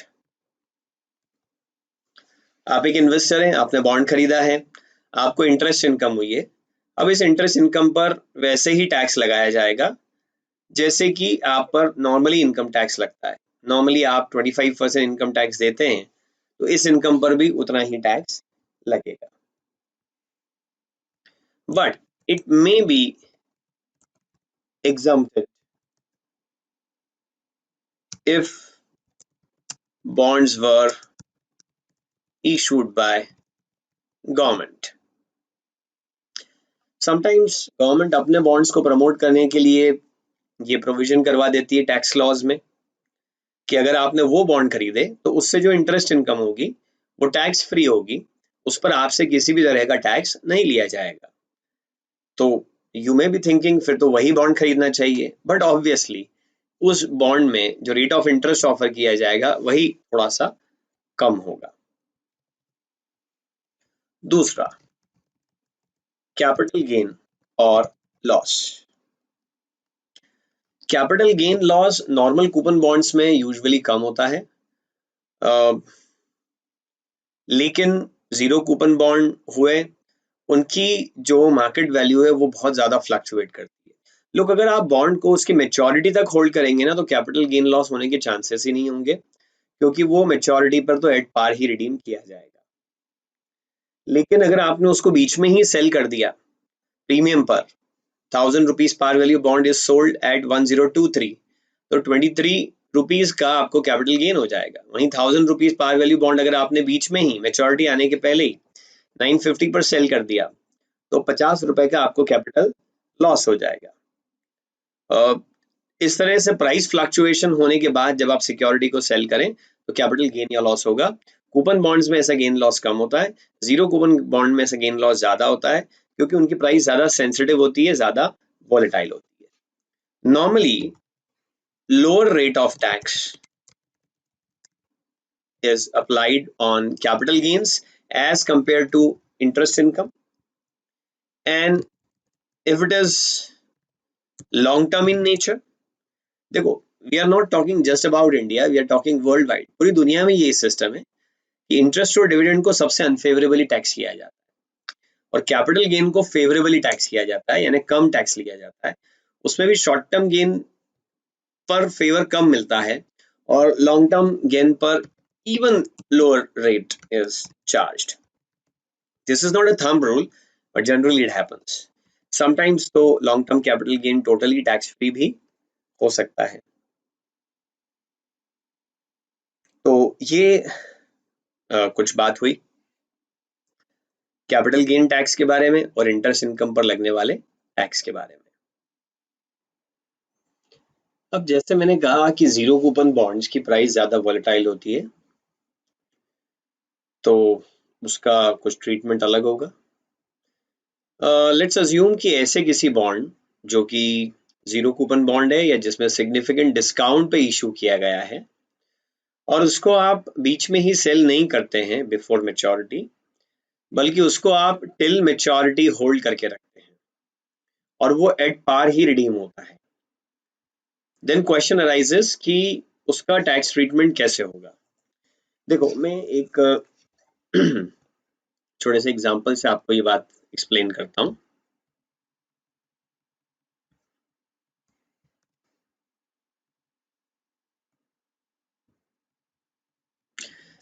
Look here,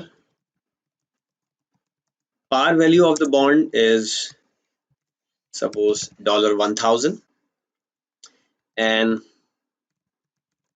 maturity is 5 years and it is zero coupon. Now the question arises, what should be its issue price? In fact, that is fair price also. Here I'll be using an Excel shortcut. हालांकि in your examination you will be using your calculator like Texas Instrument Business Application 2 plus calculator, but here I'll use one formula of Excel, and that is simply a present value formula. Oh yes, one thing I forgot, that is yield. Suppose you are offering 6% per annum is the yield. So now it will be present value at 6%. Number of periods are 5. There are no installments and redemption price is 1000. This is Excel formula actually. Financial modeling नाम का एक separate course है मेरा जिसमें आप इसको सीख सकते हैं। Symbol over here is rupee, don't bother about it. Let's make this rupee. Regional setting में जाकर के आप इस सिंबल को चेंज कर सकते हैं। So 1000 par value bond if it is a zero coupon bond and offers a yield of 6% per annum and maturity is after 5 years. In that case, its issue price will be at a significant discount. It will be around rupees 750. So it is around at 25% discount. Now the question arises कि इसका taxation कैसे होगा? क्या ये जो 1000 minus 747.26 है, क्या इस डिफरेंस को कैपिटल गेन मान करके टैक्स लगा दिया जाएगा? And the answer is no, इसको गेन मान करके टैक्स नहीं लगाएंगे, बल्कि अगर आप इसको मैच्योरिटी तक रखते हैं तो जो डिफरेंस अमाउंट है 252, इस अमाउंट को टैक्स करेंगे over the life of the bond, यानी इस गेन को प्रोपोर्शनेटली डिस्ट्रीब्यूट कर देंगे और उसके लिए एक्चुअली एक लोन अमोर्टाइजेशन टेबल बनानी पड़ेगी। और वो लोन अमोर्टाइजेशन टेबल किस तरह से बनेगी, दैट्स अ क्वेश्चन। तो हम उसको अगर सिंप्लिसिटी में देखें तो सबसे पहले आपने 747.26 का इन्वेस्टमेंट करा है, तो 747.26 पर 6% इंटरेस्ट होगा 44.84, और इस अमाउंट को जब 747 में ऐड करेंगे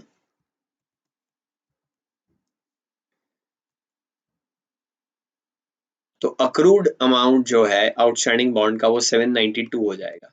अब इसके ऊपर 6% इंटरेस्ट लगेगा और वो यहाँ पर प्लस हो जाएगा, और ऐसा अगले 3 साल तक और होगा।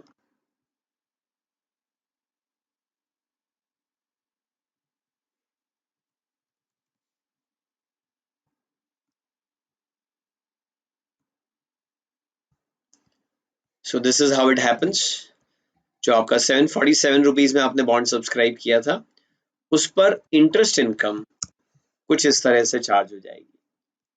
फर्स्ट ईयर में हालांकि आपको ये इंटरेस्ट कैश में रिसीव नहीं हुआ है, लेकिन मानेंगे कि 44.84 का इंटरेस्ट अक्रू हो गया है, and even if you have not received cash you will have to pay tax on it. Second year 47.53 पर टैक्स देंगे, थर्ड ईयर 50 रुपीज पर टैक्स देंगे, फोर्थ ईयर 53 रुपीज पर टैक्स देंगे, और फिफ्थ ईयर 56 रुपीज पर आप tax पे करेंगे। ऐसे करके आपकी बुक्स में बॉन्ड की वैल्यू भी 1000 रुपीज हो जाएगी, और 1000 रुपीज बॉन्ड 1000 रुपीज में ही जब रिडीम होगा तो there will not be any capital gain और कैपिटल लॉस। कुछ इस तरीके से इन बॉन्ड्स को टैक्स किया जाता है। So this is a special point. I can say these bonds are called original issue discount bonds, or OID. I can say these are issued at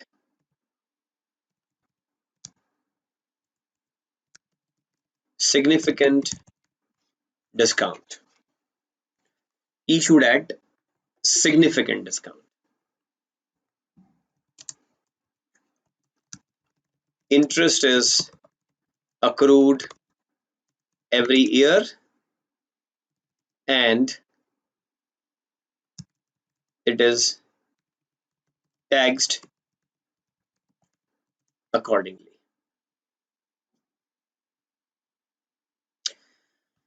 All right, after taxation of bonds, let's discuss about cash flows, especially the coupons. Cash flows of fixed income securities.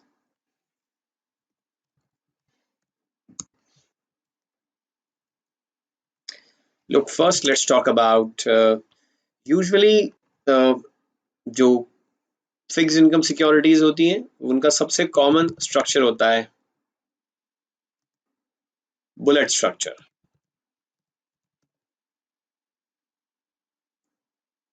And then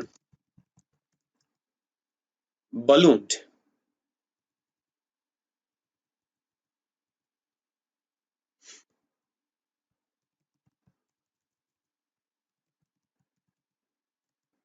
Oh, I'm sorry.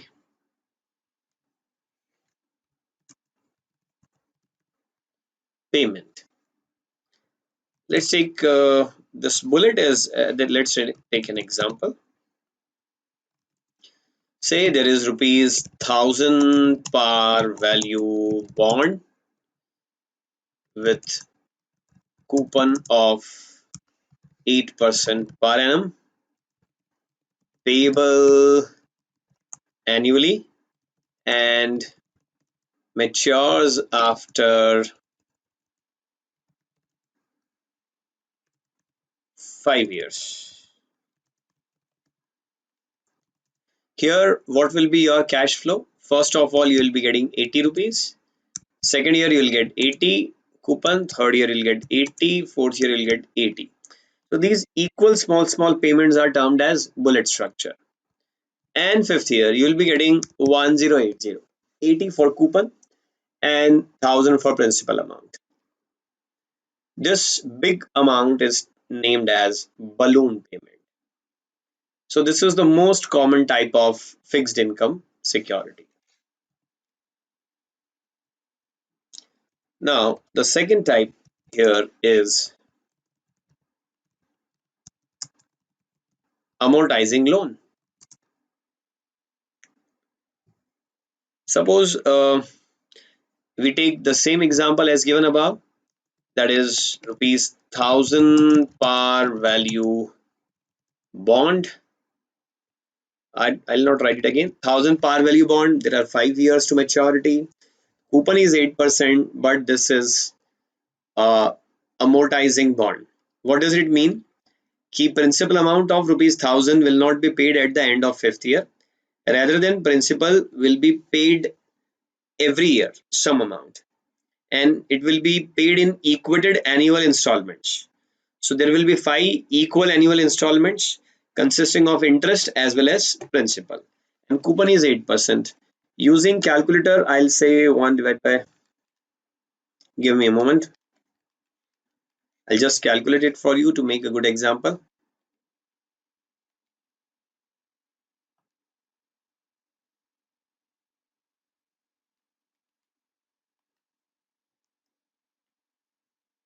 So that will be 250.46.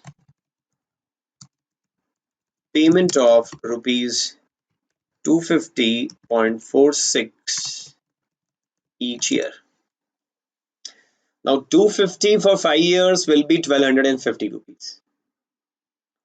While the bond is having face value of 1000 only, this excess amount is actually interest. In this 250 each year, there is some amount of principal and there is some amount of interest.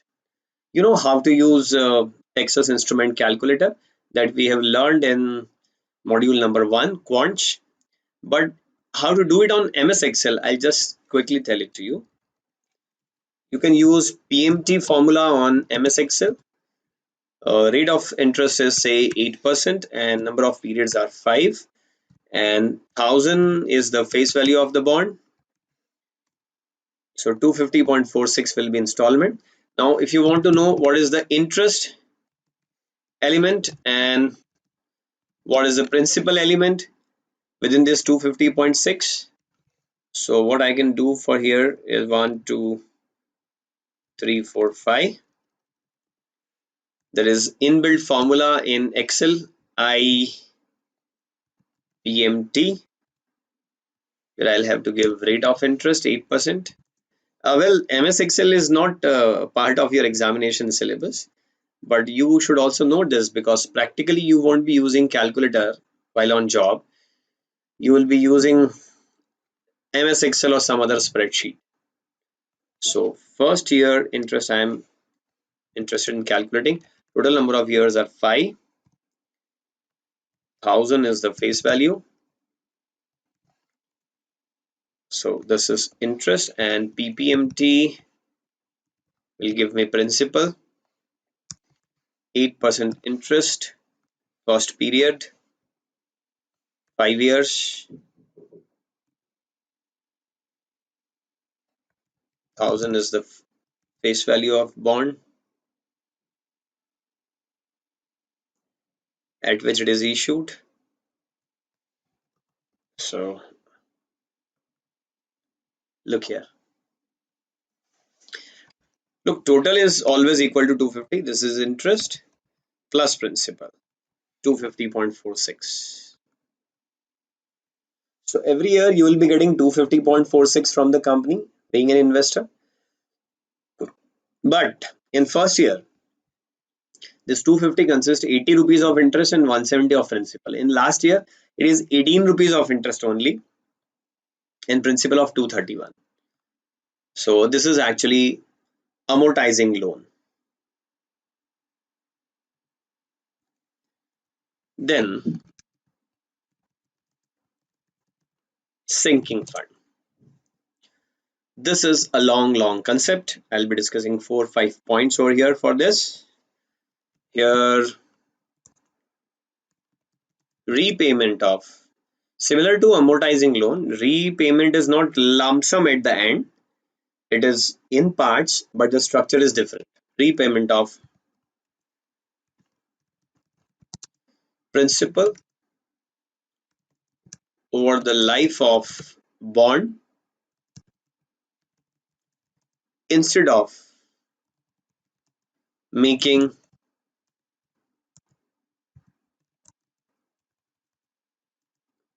lump sum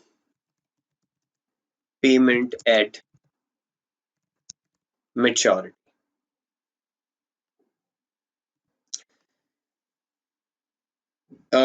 but just keep in mind, यहाँ पर ऐसा नहीं होता है कि 1000 rupees का एक bond आपने सब्सक्राइब करा है तो 250-250 आपको 5 बार मिलेंगे, मतलब एक बॉन्ड रिड्यूस होता जाएगा, ऐसा नहीं होता है। यहाँ पे सिस्टम ऐसा होता है कि अगर आपके 1000 बॉन्ड होल्डर्स हैं तो उनमें से रेंडमली आप 200 बॉन्ड होल्डर 200 बॉन्ड होल्डर्स का बॉन्ड फर्स्ट ईयर में रिडीम कर देते हैं, और फिर कुछ लोगों का सेकंड ईयर में रिडीम हो जाता है पूरा का पूरा, कुछ लोगों का पूरा बॉन्ड थर्ड ईयर में रिडीम हो जाता है, कुछ लोगों का पूरा बॉन्ड फोर्थ ईयर में रिडीम हो जाता है, और फिर कुछ लोगों का पूरा बॉन्ड फिफ्थ ईयर में जाके रिडीम होता है। तो अमोर्टाइजिंग लोन में हर बॉन्ड होल्डर को ये श्योरिटी होती है कि उसको आने वाले 5 साल तक इक्वल अमाउंट मिलने वाला है। लेकिन सिंकिंग फंड में एक तरह का लॉटरी सिस्टम है कि जिसके नाम पर लॉटरी आ गई है उसका पेमेंट जल्दी हो जाएगा और बाकी का पेमेंट बाद में होगा। So that is sinking fund. अब इससे रिलेटेड कुछ इंपॉर्टेंट पॉइंट्स। सबसे पहले मैं ये बोलूंगा, normally sinking fund payments are deferred. Example,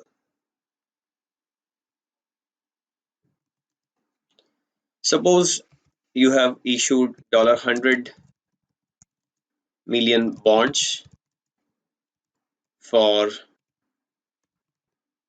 10 years, may have sinking fund payment of $20 million from year 6 to year 10. So this is how it happens. Sinking fund में ऐसा नहीं होता है यूजुअली कि पूरा डे 1 से ही फर्स्ट ईयर से ही payment repayment चालू हो जाए। एक डेफरमेंट पीरियड होता है इसमें, और उस डेफरमेंट पीरियड के बाद में फिर बॉन्ड्स का रीपेमेंट स्टार्ट होता है। नॉर्मली ऐसा कोई लॉ में नहीं लिखा है, ये कोई रूल नहीं है hard and fast, but normally ऐसा ही होता है। दूसरा, एक चीज और भी हो सकती है, अभी हम देख रहे हैं कि कांस्टेंट पेमेंट है 20 million. So in place of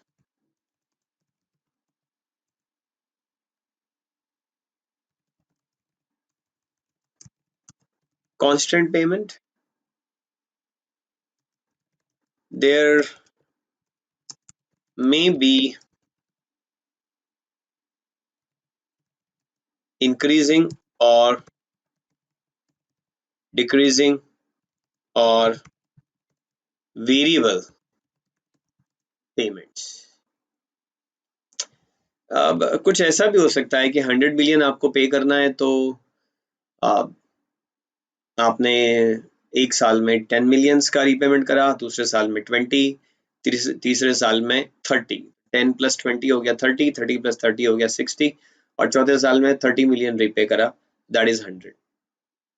so 1 to 6 years तक आपने कोई सिंकिंग फंड पेमेंट नहीं करा, और 7th ईयर में 10 मिलियन, 8th ईयर में 20 मिलियन, 9th ईयर में 30 मिलियन, और 10th ईयर में 40 मिलियन, ऐसे करके 100 मिलियन आपने पे कर दी, और vice versa 40 million, 30 million, 20 million and 10 million, ऐसे करके आपने रीपेमेंट कर दिया। So there may be one of the two things, random भी हो सकता है, जैसा बॉन्ड इंडेंचर में शुरुआत से ही डिसाइड कर लिया जाए उस तरह से यहाँ पर सिंकिंग फंड का पेमेंट होगा। हाँ, अब चाहे सिंकिंग फंड का पेमेंट डेफर्ड हो, चाहे कांस्टेंट हो, चाहे इंक्रीजिंग हो, चाहे डिक्रीजिंग हो, चाहे रैंडम हो, लेकिन तरीके दो होते हैं। या तो जो डिवेंचर ट्रस्टीज अपॉइंट किए गए थे, कंपनी उनको पेमेंट कर देती है और वो रेंडमली कुछ बॉन्ड होल्डर्स को उनका फुल पेमेंट करके उनका बॉन्ड खत्म कर देते, या फिर कंपनी मार्केट से बॉन्ड खरीद लेती है और वो बॉन्ड डिवेंचर ट्रस्टी को दे देती है कि देखिए जो बॉन्ड आप रिडीम करने वाले थे वो हमने ही खरीद के आपको दे दिए, अब इनको आप कैंसिल कर दीजिए। दो तरीके हैं, या तो कंपनी जैसे 20 मिलियन देना है तो कंपनी $20 मिलियन ट्रस्टीज को, डिवेंचर ट्रस्टीज को दे दे, और डिवेंचर ट्रस्टीज इससे डिवेंचर होल्डर का पेमेंट करके बॉन्ड कैंसिल कर दे 20 मिलियन के। या फिर अगर मार्केट में डिवेंचर ही सस्ता मिल रहा है तो कंपनी 20 मिलियन फेस वैल्यू जितने बॉन्ड मार्केट से खरीद ले सस्ते दाम पे और वो कैंसिल करने के लिए ट्रस्टी को दे दे। So there may be two things, one is if market rate of interest is below coupon rate, market में रेट कम चल रहा है, then market price will be at premium। शायद ये बात आप जानते हो कि अगर कूपन 8% और मार्केट में केवल 6% इंटरेस्ट चल रहा है तो बाजार में 6% लोग कमा रहे हैं, आप 8% कमा रहे हैं, आपके बॉन्ड को फेवरेबली लिया जाएगा और वो बॉन्ड प्रीमियम पर बिकेगा। In this case, what will happen? Issuer will give money to trustees, debenture trustees, and they will randomly redeem some debentures at par। क्योंकि महंगे डिवेंचर क्यों खरीदे कंपनी? जब सिंकिंग फंड प्रोविजन है तो कंपनी के पास तो राइट है कि वो एट पार डिवेंचर ट्रस्टी खरीद सकता है। But if market rate is more than coupon rate, then bond will be at a discount। Here issuer will buy cheap bonds from the market and surrender it to trustees। So this is how it happens। ऐसा करके और company की obligation fulfil हो जाएगी। अब देखिए, from the point of view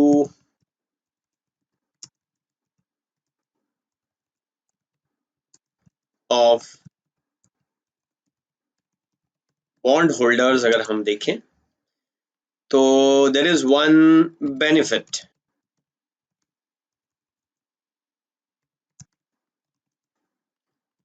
less default risk. ऐसा क्यों भाई? 100 मिलियन का पूरा ऑब्लिगेशन पूरे 5 साल तक कंपनी कैरी नहीं कर रही है, उसमें से 20-20 मिलियन कंपनी पे करती जा रही है। तो भले ही पहली वाली ट्रेंच का 20 मिलियन आपको नहीं मिला, लेकिन किसी को तो मिल गया ना, तो कंपनी की लाइबिलिटी कम हो गई। अब जब कंपनी की लाइबिलिटी कम हो गई है तो डिफॉल्ट होने के चांसेस ऑटोमेटिकली कम हो जाएंगे। बट अगर उनके लॉस की बात करें तो दे विल हैव री इन्वेस्टमेंट रिस्क। इन्हें जब मार्केट में bond premium and loss of premium, what does it mean?